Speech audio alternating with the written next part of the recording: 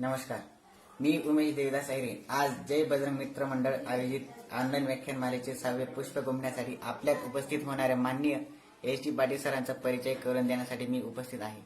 सरांचे संपूर्ण नाव माननीय प्राचार्य श्री शांताराम धुळकू पाटील। सरांचे सध्याचे वास्तव्य मुक्काम पोस्ट सामळे यशोदानगर तालुका साक्री जिल्हा धुळे।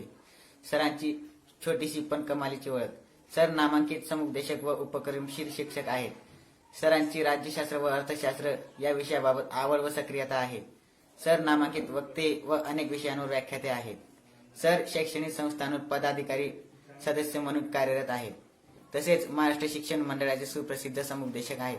सर सुप्रसिद्ध पत्रकार असून विविध विषयांवर सरांचे सुप्रसिद्ध लेख प्रसिद्धीस आहेत। सर सुप्रसिद्ध लेखक व सूत्रसंचालक आहेत। सरांचे शिक्षण सरांनी एम.ए. अर्थशास्त्र व राज्यशास्त्र पुणे विद्यापीठात केले आहे।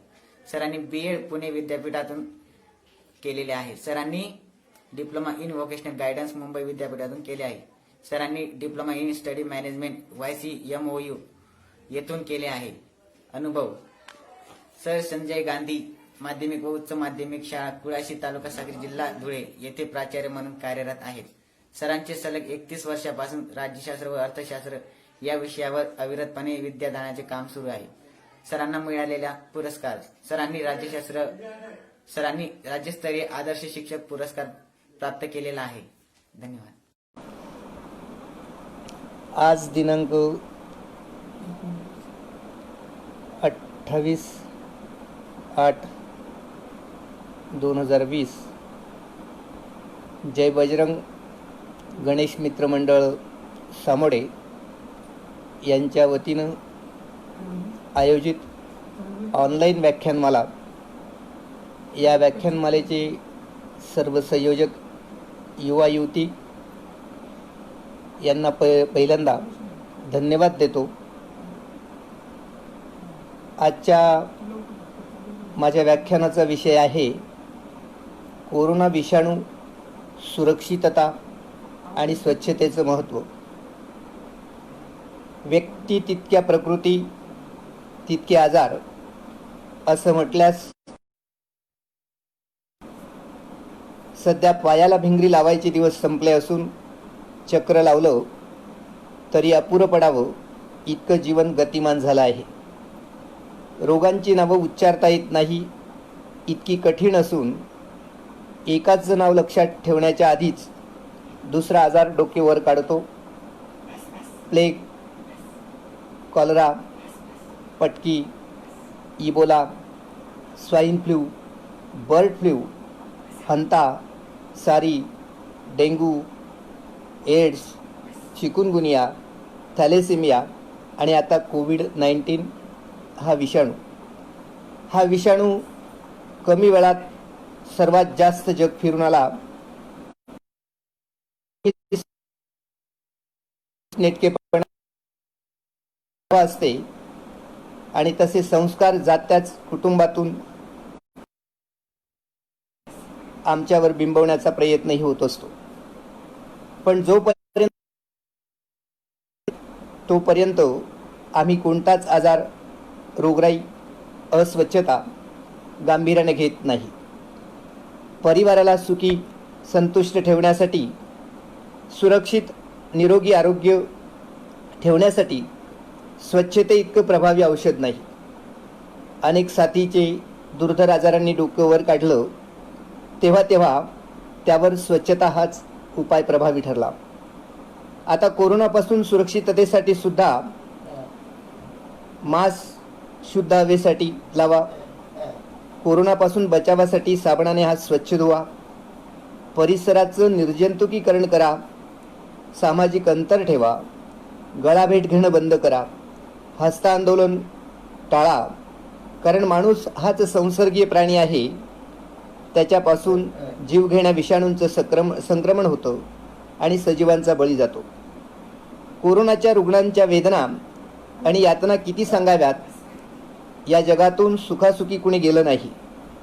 प्रत्येक मृत्यूमागे एक वेदनेची करुण कहाणी आहेच आणि या कोरोना विषाणूमुळे दररोज print media, electronic media, social media आणि रेडिओ पांजरासारख्या आकाशवाणीतून असंख्य कहाण्या वाचून आता अश्रूही आटू लागले आहेत.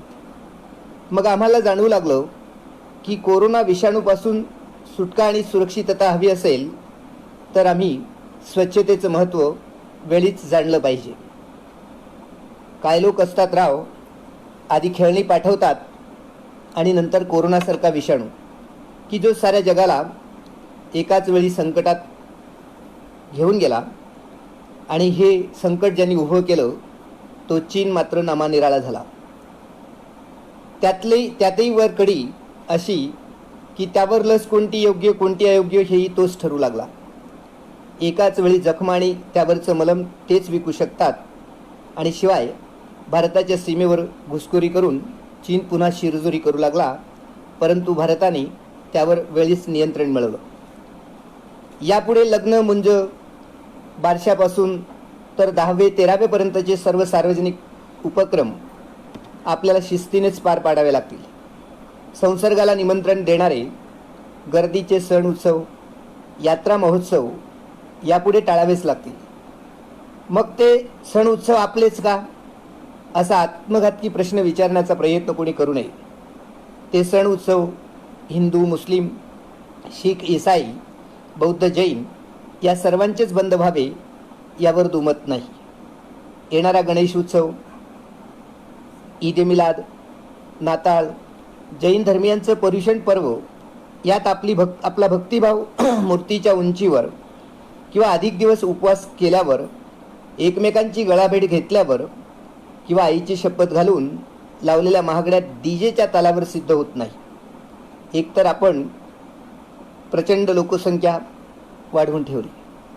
आजही भारतामध्ये दर 1.5 सेकंदाला एक मूल म्हणजे दिवसाला 55,000 बालकं जन्माला येतात. म्हणजे भारत दररोज एका नव्या ऑस्ट्रेलियाला जन्म देतो. आणि साहजिकच एवढ्या प्रचंड वाढलेल्या लोकसंख्येतून सर्वत्र एक अनार और सो बिमार अशी स्थिती करून ठेवल्यामुळे सर्वांना व्हेंटिलेटर, PPE किट, औषध गोळ्या, सलाईन सर्वांपर्यंत पुरवणं शक्य नाही.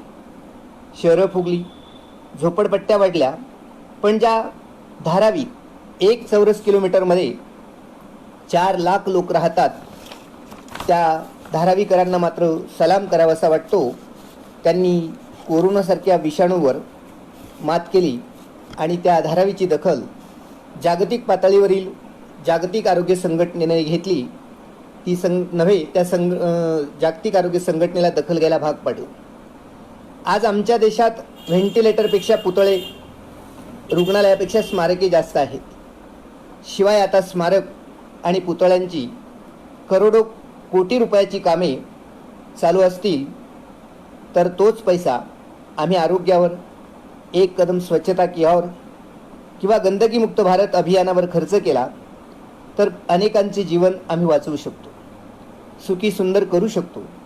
एवढं भान आमच्या शासनकर्त्यांना, राज्यकर्त्यांना असावं.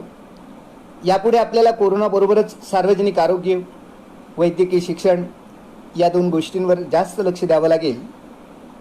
यापुढे नालाकरता घोडा विकणं, गमावणं आपल्याला परवडणार नाही.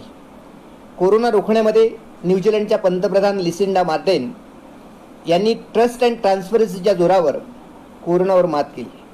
तर आपल्या शेजारी श्रीलंका या देशानं सुद्धा मोठं यश मिळवलं. तिथं आत्तापर्यंत केवळ 21 मृत्यू झाले. त्याचं कारण तेथील अत्यंत निरोगी आणि सक्षम अशी सार्वजनिक आरोग्य व्यवस्था आणि त्यांनी वेळीच जाणलेलं स्वच्छतेचं महत्त्व याला जातो. अशावेळी श्रीराम मंदिराचं भव्य दिव्य बांधकाम करणाऱ्या भारताने रावणाच्या लंकेकडून हा बूथ जरूर घ्यावा. न्यूझीलंडच्या पंतप्रधानांनी आपल्या आरोग्य मंत्र्याला कोविड-19 नियमाचं उल्लंघन केलं म्हणून मंत्रिमंडळातून काढून टाकलं होतं आणि आमच्याकडे वाधवान कुटुंबाला मात्र लॉकडाऊनमध्ये पर्यटनाला परवानगी दिली होती. प्रत्येक वेळी स्वच्छता टापटीप सरकारनेच करावी या भरोशावर आपण का राहावं? सरकारने कोणत्या कोणत्या आघाड्यांवर लढावं? भविष्यातील विषाणूंची आक्रमणे कोरोनापेक्षाही घातक असतील. केवळ मास्क लावून किंवा हात स्वच्छ धुवून जाण्या इतके पुढचे विषाणू कदाचित दयाळू नसतील. त्यांना तोंड देण्याची वेळ येऊ नये म्हणून स्वच्छतेचं महत्त्व जाणलंच पाहिजे, तरच आपलं अस्तित्व टिकेल. कोरोनामुळे निष्ठेनं कर्तव्य बजावणारा एक तरुण डॉक्टर कोरोनाबाधित झाला. दाराशी ॲम्ब्युलन्स आली. त्याने घराबाहेरच बायकोसोबत मुलांसोबत उत्साहामध्ये एक खट्याळ सेल्फी घेतली आणि म्हणाला, काळजी करू नका, लवकर येतो. अशा आशादायी शब्दात निरोप घेतला. बारीक सारीक सूचना देताना कपडे प्रेस करून ठेव असा सल्लाही पत्नीला देऊन गेला. नंतर मात्र तो डॉक्टर घरी परतलाच नाही. त्याच्यावर रुग्णालयातूनच परस्पर अंत्यसंस्कार केले गेले. आजही कपाटातल्या इस्त्री केलेल्या कपड्यांची घडी त्याची वाट पाहते. मात्र परिवाराची घडी कायमची विस्कटली ते वेगळंच. कॉलनीत कधी ॲम्ब्युलन्सचा सायरन वाजतो आणि त्याची दोन्ही अजाण बालकं बापासाठी दरवाजाजवळ धावत येतात आणि त्यांना आजही आशा आहे आपले वडील कधीतरी घरी येतील आणि पुन्हा एक छानसे सेल्फी घेतील. कोरोनाच्या या लढाईत अनेक सेवाभावी डॉक्टर्स, नर्सेस, वार्डबॉय, सफाई कामगार, पोलीस अधिकारी धारातीर्थी पडले. अनेक जांबाज मृत्युमुखी पडले. अनेक जण शहीद झाले. पण तरीही नळाला पाणी वेळेवर येत आहे, लाईट चालू आहेत, शासकीय रुग्णालये सेवारत आहेत, कचरा उचलला जातो आहे, पोलीस बंदोबस्तावर आहेत. खाजगी डॉक्टरांनी जरी पाठ फिरवली असताना सरकारी डॉक्टर, नर्सेस, वार्डबॉय, पोलीस मर असे राबता आहेत. लोकांना जगवण्यासाठी दिवसाचा आराम आणि रात्रीची झोप विकून हृदयाचे खडे आणि लोकांच्या जीवनाचा मार्ग सुव्यवस्थित करीत आहेत. समाजानं त्यांच्या हात प्रति कृतज्ञता व्यक्त केली पाहिजे. त्याबरोबरच राष्ट्राचा चौथा खांब print media, electronic media, Lupin foundation संचलित रेडिओ पांझरा आकाशवाणीवरून दर तासांनी कोरोनाचा अपडेट जनतेपर्यंत पोहोचवत आहेत. त्याचे दुष्परिणाम सांगताना घरी राहा, सुरक्षित राहा, मास्क लावा, सामाजिक अंतर ठेवा हे घसा खरडून सांगत आहेत. पण तरीसुद्धा आणि पुढे हेही सांगत आहेत आपला लढा कोरोनाशी आहे, कोरोना रोगाशी आहे, कोरोना रोगीशी नाही. माणूस विरुद्ध विषाणू ही खुन्नस हजारो वर्षापासूनची आहे. 10 मार्च 1910ला आलेला प्लेग जगाच्या इतिहासामध्ये त्याची सुरुवात मानवजात नष्ट करण्यासाठी झाली होती आणि नेमका त्याच 10 मार्च 2020 रोजी भारतात, त्यातल्या त्यात महाराष्ट्रात पहिला कोरोना रुग्ण आढळला. आता या कोरोनाने अनेक साम्राज्य, त्यात इटलीसारख्या देशानं, ब्राझीलसारख्या देशानं आम्ही आमच्या लोकांना वाचवू शकत नाही अशी हतबलता व्यक्त केली. जागतिक आरोग्य संघटनेकडे भारताने अनेक रोगांची आक्रमणे परतावून लावली म्हणून जग आजही भारताकडे आशेने पाहतो. परंतु कोरोना हा विषाणूमधला चेंगीस खान आहे. त्या क्रूर कर्म्याने संपूर्ण जगाचं अर्थकारण उद्ध्वस्त करून टाकलं. आता तर कोरोनापासून सुरक्षिततेसाठी स्वच्छतेचे नियम पाळून कोरोनासोबतच जगायचं असं आमचे तज्ज्ञ सांगू लागले. जगातील 200 पेक्षा अधिक देशात कोरोना पोहोचला नाही तो फक्त अंटार्क्टिकावर, कारण तिथं मानव वस्ती नाही. इतक्या कमी वेळात असं जगभ्रमण कोणीही केलं नसेल. असं अनेक देशांना आज कोरोनावर लस शोधून कोरोना हद्दपार करण्याचा विचार सतावतो आहे. त्यापेक्षाही अशी महामारीच येऊ नये म्हणून मानवजातीनं स्वच्छतेचं महत्त्व वेळी जाणलं पाहिजे. अन्यथा पुन्हा एरे माझ्या मागल्या आणि शिळ्या भाकरी चांगल्या असं म्हणण्याची वेळ येऊ नये. कोरोना ही जैविक आपत्ती, तिसरं महायुद्ध झालंच तर ते आता यापुढे आण्विक नाही तर ते जैविक होणार असल्याची चाहूल या कोरोना आपत्तीने आपल्याला दिलेली आहे. यापुढे देशाची जैविक सुरक्षा महत्त्वाची ठरणार आहे.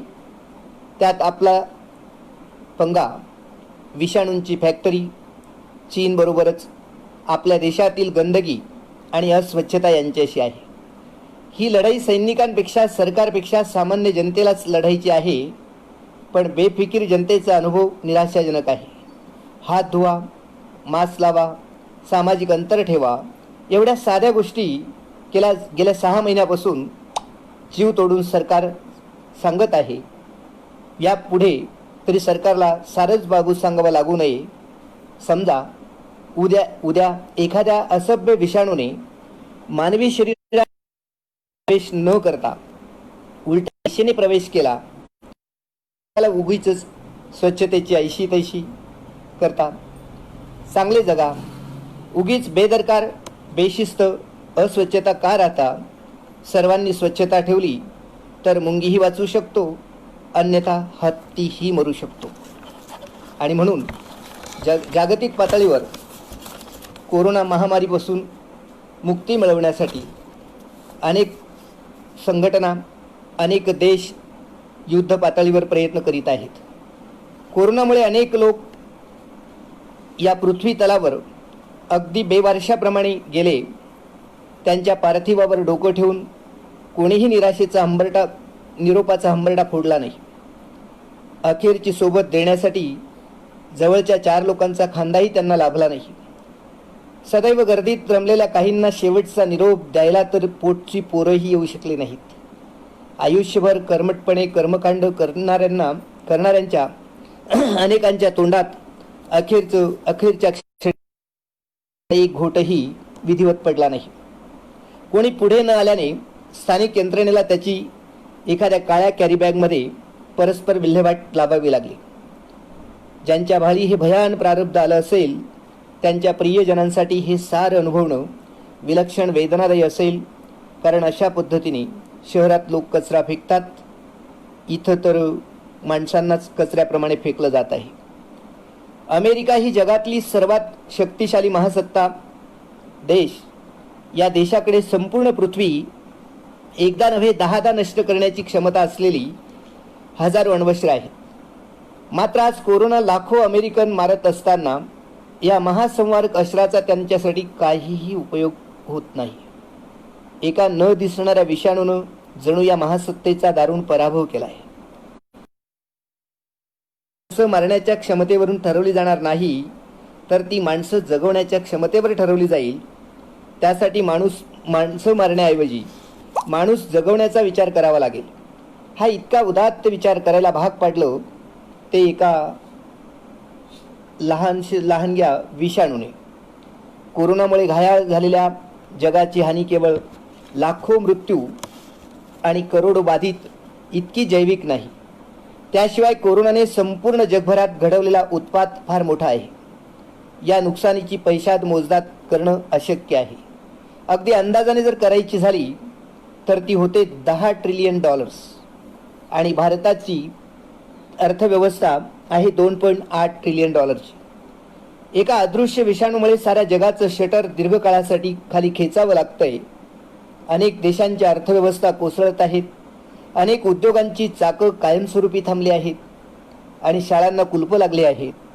सारा समाज जीवन ठप्प झाला आहे.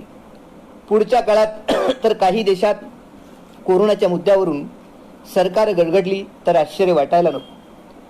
जगण्याचं प्रत्येक क्षेत्र उद्ध्वस्त झालं आहे. एक मच्छर आदमी को हिजड़ा बना देता है, असा फिलॉसॉफिकल डायलॉग कधीतरी नाना पाटेकरच्या तोंडी आम्ही ऐकला होता. मात्र एक अदृश्य व्हायरस आलम दुनियेची सर्वार्थाने कशी वाट लावू शकतो हे आत्ता आम्ही अनुभवतो आहोत. यंदाचं वर्ष म्हणजे सध्याच्या गतिमान आयुष्याच्या पॉवर प्लेमध्ये मेडन गेलेली ओव्हर. या वर्षात आपल्याला व्यावहारिक दृष्ट्या भरीव असं काहीही करता येऊ शकणार नाही. जगात सध्या सर्वाधिक तरुण लोकसंख्या भारताची आहे आणि अवघं 29 वर्ष सरासरी वय असलेला भारत देश आणि असं एखादं वर्ष त्या देशासाठी निष्क्रिय जाणं हे प्रचंड मोठं नुकसान आहे.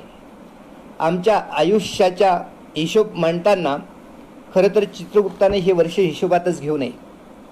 कोरोना संदर्भात उपाययोजना करण्यात सरकार फेल गेलेलं नाही, फेल गेले आहेत ते नागरिक. लोकांना जगवणं सरकारची जेवढी जबाबदारी आहे त्यापेक्षाही आपली स्वतःची आहे. इथं तसं होत नाही. सामूहिक शहाणपण दर्शवणारे समाजभान आपल्याकडे नाही. लोकांच्या ढुंगणावर काठ्या मारून सांगावं लागतं, बाबांनो घरी बसा, मास्क लावा, नाही लावला तर दंड होईल. सरकार नियम आणि कायदे करू शकतो, पण त्याचं पालन करण्याची क्षमता लोकांमध्ये असावी लागते. अन्यथा कितीही कठोर कायदा केला तरी लोक तो मोडू शकतात. अगदी त्यांना एखाद्या कड्यावरून कडेलोट करायची जर शिक्षा केली तरी लोक तो कडेलोटचा थरार कसा आहे हे पाहण्यासाठी बाहेर येतील. केवळ महाराष्ट्रात किती पोलिसांना कोरोना झाला आहे तर 13,000हून अधिक. आपल्या सामाजिक जीवनात स्वयंशिस्तीचा प्रचंड अभाव आहे. इंग्रज पु ल देशपांडे म्हणायचे, जिथं 2 इंग्रज माणसं एकत्र येतात तिथं रांग तयार होत होती. आपल्याकडे 2 माणसं एकत्र आल्यावर एक पोलीस दादा उभा करावा लागतो. सध्या पोलिसांना लढावं लागतंय ते केवळ बेशिस्त आणि उडाणटप्पू युवक युवतींशी. अतिरेकी हल्ल्यात शहीद झाले नसतील तेवढे पोलीस या आपत्तीत गेले. कोरोनाने नाही तर इथल्या हौशा गौशा नवशा अशा बेशिस्तने वागणाऱ्या युवकांमुळे. लॉकडाऊनबाबत देशातील सरकारची अवस्था एखाद्या कातावलेल्या बापासारखी झाली आहे. घरात कोंडलेली पोरं वैतागली आणि ती सोडायची म्हटली बाहेर, कोरोना एखादा जहरी नागासारखा फणा काढून दंश करायची वाट पाहतोय. ज्यांनी घरात थांबायला हवं ते घराबाहेर निघतात आणि ज्यांनी घराबाहेर जायला हवं ते घरातच थांबतात. इथल्या सामाजिक सज्जनांची विधायकता निष्क्रिय आहे, दुर्जनांची विघातकता सक्रिय आहे. कोरोना काळामध्ये फिजिकली चोऱ्या घरफोड्या बंद झाल्या होत्या, परंतु त्यांनीही आता आपला मोर्चा चोऱ्यांकडे दिवसाढवळ्या पिंपळनेरमध्ये 35 तोळे सोनं 3.5 लाख रुपये चोरून चोरांचं समाधान झालं नाही म्हणून नकळत दुसऱ्याच दिवशी 2 कृषी केंद्र फोडून रोख रकमेसह हजारोंचा माल पसार केला. थोडा काळ चोरांनी वर्क फ्रॉम होमचं डिजिटल निष्ठेने पालन केलं. त्यांनी भर दिला होता सायबर क्राईमवर. पण आत्ता ऑफलाईन चोरी दरोडेखोरीचं सत्र सुरू झालं. हे सारं केवळ देशद्रोहीच नव्हे तर मानवद्रोहीच सुद्धा. तिच्या काळात अडलेल्यांची लुटमार करणारे, सौजन्याचा फायदा घेणारे, बेशिस्तीनं वागणारे, लोकांना वेठीस धरणारे, कायद्याची धज्जी उडवणारे, कायदा पायदळीत उडवणारे, मदत कार्यात फ्रॉड करणारे, कामचुकारपणा करणारे, वेळेचं बंधन न पाळणारे, फुकटचा पगार घेणारे बांडगुळांची संख्याही कमी नाही. गलवानमध्ये घुसलेले सीमेपलीकडचे चीनी घुसखोर आणि सीमे अलीकडचे हे हरामखोर हे दोन्ही सारखेच. सर्व प्रार्थनास्थळांना कुलप लागली आहेत, कारण देवानं आपला ॲड्रेस चेंज केला आहे. तो आता कोविड केअर सेंटरमध्ये राहतो. डोक्यावर मरण भयाचं सावट घेऊन रुग्णसेवा करणारे डॉक्टर्स, नर्सेस, वार्डबॉय आदींसह अहोरात्र तैनात असलेले पोलीस, सरकारी अधिकारी, कर्मचारी या साऱ्यांच्या रूपात साक्षात देवच तिथं राबतोय. आपण तो कारण ब्रेकिंग न्यूजसाठी व्याकुळ झालेल्या मीडियानं आपल्याला तो दाखवला नाही. यापुढे मीडियानं घनघोर आत्मपरीक्षण करावं. बांद्र्यातल्या तैमूर आराध्याला डिस्टर्ब न करता सुखनय खेळू द्यावं. तिथं 3 शिफ्टमध्ये लावून ठेवलेली ओमी व्हॅन तातडीनं धारावीत आणावी. बड्यांची लीलावती, नानावटी आणि गरिबांची म्हसनवटी यातील अंतर दंडुकाधारी रिपोर्टरनं आधी कमी करावं आणि मगच शिष्टपणे विचारावं, काय सांगतील मीडियावाल्या मित्रा. अनेक छोट्या गोष्टी फार महत्त्वाच्या आहेत. मुळात त्या छोट्या समजणं हीच आपली मोठी चूक आहे. कुठेही थुंकणं, हात न धुणं, अस्वच्छ टॉयलेट्स या 3च बाबींमुळे संसर्ग येऊन देशात दरवर्षी लाखो लोक मरतात. तरी आपण सर्व सार्वजनिक ठिकाणी पचापचा थुकतो आणि सार्वजनिक संडास मुताऱ्या याचा अत्यंत बेशिस्तीनं वापर करतो. भारत महासत्ता होण्याची आपण सारे मोठ्या आतुरतेने वाट पाहतोय, तशी आपल्याला महासत्ता होण्याची बिलकुल घाई नाही. 10-20 वर्षे उशीर झाला तरी चालेल, पण त्यापूर्वी लोकांनी व्यवस्थित शिस्तीनं थुंकावं. भले त्यासाठी शाळेत एखादा बिनकामाचा विषय कमी करून शिक्षण द्यावं. विशेषतः कार्यानुभवाचा तास तर असा जीवनानुभव देण्यासाठीच खर्च करून खरं तर जीवन शिक्षण हेच असतं हो. त्यापेक्षा घाणा आणि युगांडाचा भूगोल शिकून कोणाचं बरं झालं. स्वच्छ संडास ही सांस्कृतिक चैन नसून ती जीवनावश्यक गरज आहे. देशाला जेवढी राफेल विमानांची गरज आहे तेवढीच संडासांची सुद्धा. महानगरात एक एक सार्वजनिक संडास शेकडो लोक वापरतात आणि तोही आपापल्या युनिक पद्धतीने.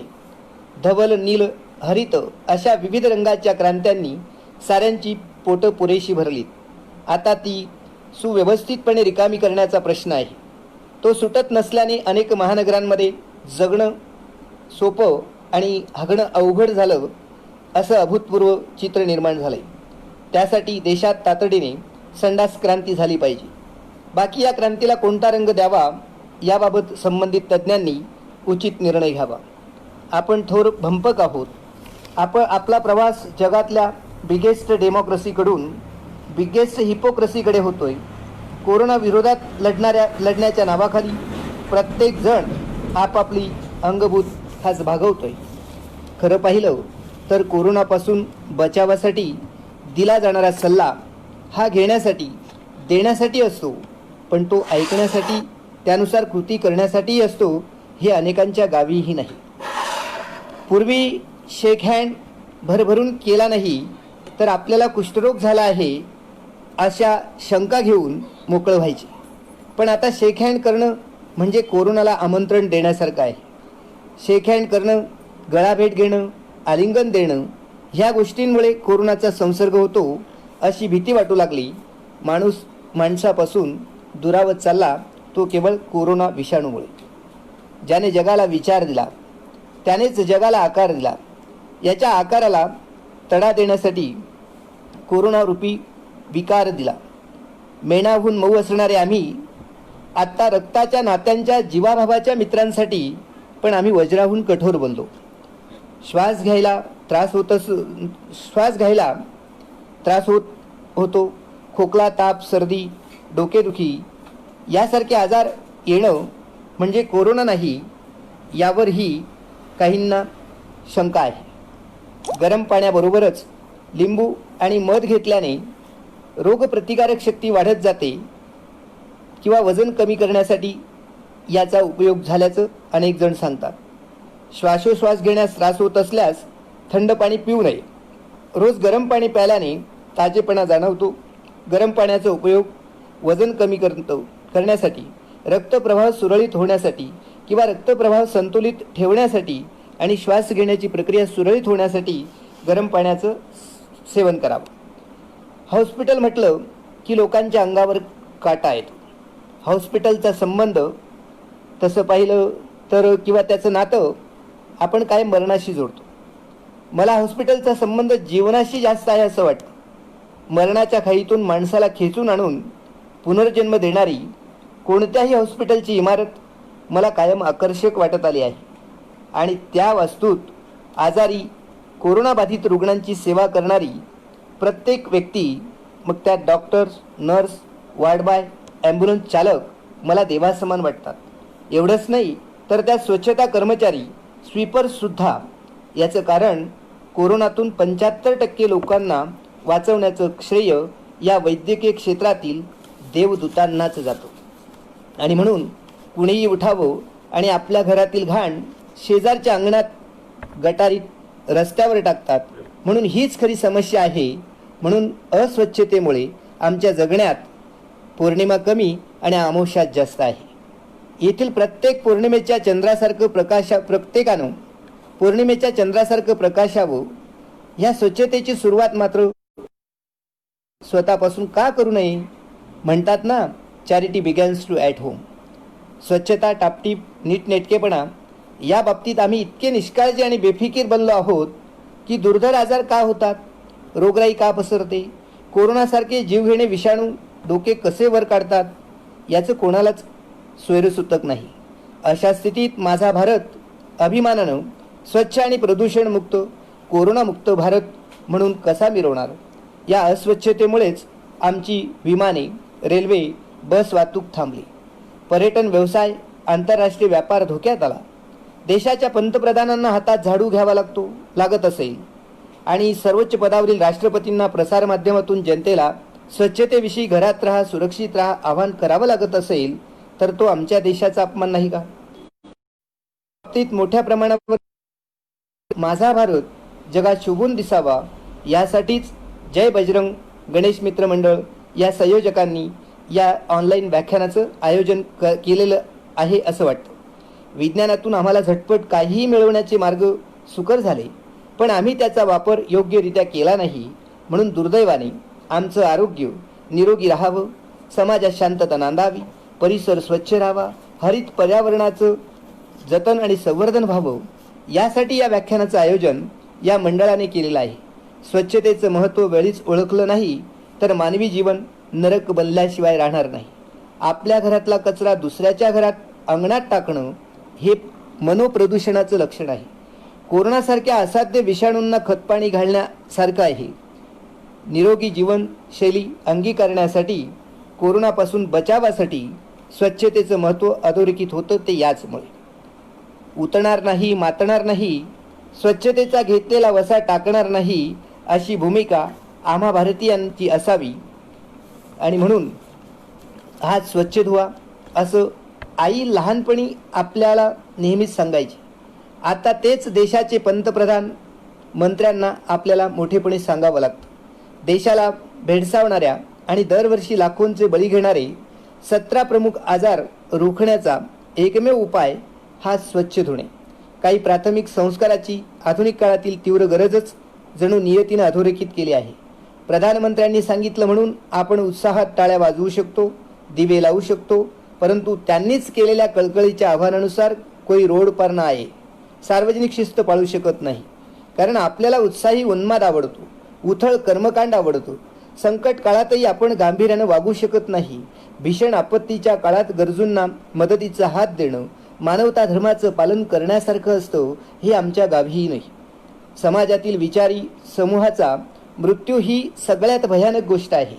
कोणत्याही समाजात शहाणी आणि विवेकी माणसं ही मुठभरच असतात आणि एकूणच समाजाला शहाणपण लाभतं ते त्या यांच्यामुळेच. समाजात अधिकारवाणीनं सांगू शकणारी अशी ठिकठिकाणची 4 माणसं आपण वेगवेगळ्या पातळ्यांवर ट्रोल करून संपवली. त्यामुळे आता आपणास कोणाचाही धाक राहिलेला नाही. सध्या सोशल मीडियाच्या अतिरेकातून पोचलेल्या अक्कलशून्य नादानांच्या झुंडी कोणत्याही शहाण्या माणसाचा आवाज बंद करू शकतात. अशा समाजाचं भविष्य काय असणार? अशा समाज झुंडीने जगतो आणि झुंडीनेच मरतो. लोकांचं जीवन उद्ध्वस्त करणारा महाभयंकर कोरोनासारखा विषाणू त्यानं साऱ्या जगावर अधिराज्य गाजवलं. किड्या मुंग्यांसारखी माणसं पटापट मरत आहेत. दररोज 2 ते 3 लाखांनी त्यात वाढ होत असताना कोरोना माझ्यापर्यंत पोहोचला नाही असं मनातल्या मनात मांडे खाणाऱ्यांच्या दारात तो केव्हाच येऊन ठेपला आहे हे माहीत असूनही त्यापासून सुरक्षित राहण्यासाठी स्वच्छतेचं महत्त्व आम्ही वेळी जाणलंच नाही. अथवा आता यापुढे आण्विक अस्त्र या पृथ्वी नष्ट करण्यासाठी हा चेंगीस खान क्रूर कोरोना जैविक विषाणू पुरेसा आहे. हा धोका वेळीच ओळखला नाही तर अब पछताए क्या होत जब चिडिया चुग गई खेत असं म्हणण्याची वेळ आल्याशिवाय राहणार नाही. जे कोणी निष्काळजीपणाने इकडे तिकडे थुंकून, केर कचरा टाकून किंवा इतर रीतीने जमिनीवर घाण करून हवा खराब करतात ते माणसांचा आणि निसर्गाचा गुन्हा करतात. शिवाय उघड्यावर शौचास बसणं ही पशुपक्ष्यांची रीत आहे, मानवाची नाही. कारण 1 ग्रॅम विष्ठेमध्ये 1 कोटी विषाणू असतात हे सांगण्यासाठी ज्योतिषाला विचारण्याची गरज नाही. धुळ्यातील तुरुंगात असताना साने गुरुजींनी आत्मबलाची जाणीव करणारी कित्येक काव्य त्यांना स्फुरली होती. घाण जगातील करुणी दूर, घाण मनातील करुणी दूर, स्वर्ग निर्मू या पृथ्वीवर, बदलू सारे नूर, आम्ही देशाचे मजूर, आम्ही स्वच्छतेचे शूरवीर, कोरोनाला कायम करू हद्दपार. आज या ठिकाणी जे व्याख्यानाचं आयोजन ज्यांनी केलेलं आहे ते जय बजरंग गणेश मित्रमंडळाचे सर्व युवक आणि युवती यांना धन्यवाद देतो. आणि शेवटी एकच सांगतो, दुआ करता हूँ खुदा से आप अपनी मंजिल को पाए, अगर तुम्हारी राहों में कभी अंधेरा छाए तो रोशनी के लिए खुदा मुझे जलाए. कोई गम नहीं फिर भी मन उदास है, कोई रिश्ता नहीं फिर भी एक आस है, कहने को बहुत कुछ है क्योंकि आप सभी मेरे लिए अपने आप में खास है. पुनश्च एकदा जय बजरंग गणेश मित्रमंडळाच्या संयोजकांना धन्यवाद देतो. थांबतो.